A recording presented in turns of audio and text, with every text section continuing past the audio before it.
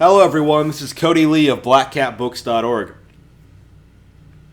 Jim Sterling making videos about how he doesn't care about E3. I don't know how to feel about this, because on one hand, I'm kind of in the same boat, right? Where I'm kind of at the point where, like, yeah, I'm just not going to watch any non-Nintendo conference. But I've kind of been on that way for years, right? Like, the reason I feel that way is that I don't care about anything that comes out on any other platform. Like, I don't care about Xbox. I don't care about PlayStation. I definitely don't care about PC or mobile.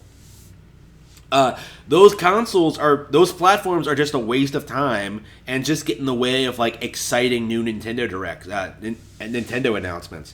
But when it comes to people like Jim Sterling, people like Angry Joe, like a lot of these like old school, like, content creators, like people who got their start like 2008, 2009, like 10 years ago.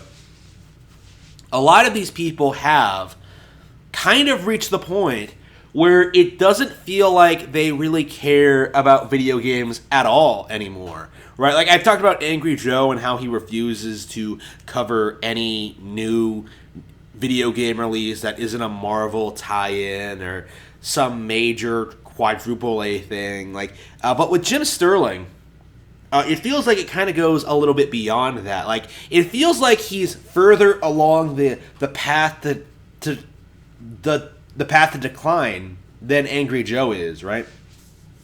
This is a motherfucker who's making videos trying to tell people that he's losing subs and views because he's becoming a woman, and he doesn't really want to talk about video games, right?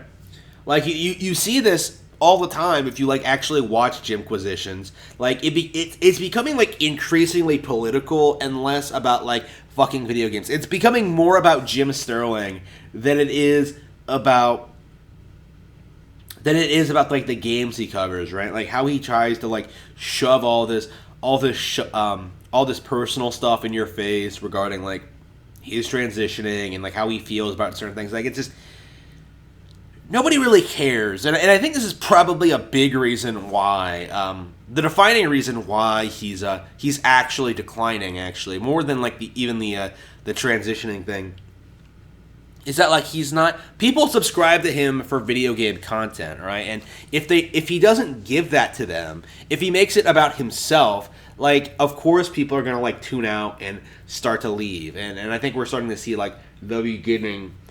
We're starting to see that begin to play out, where he is just starting to alienate his core audience of, like, SJWs and people in the gaming community, because of how he's treating, like, handling, like, these important video game conferences and things like that.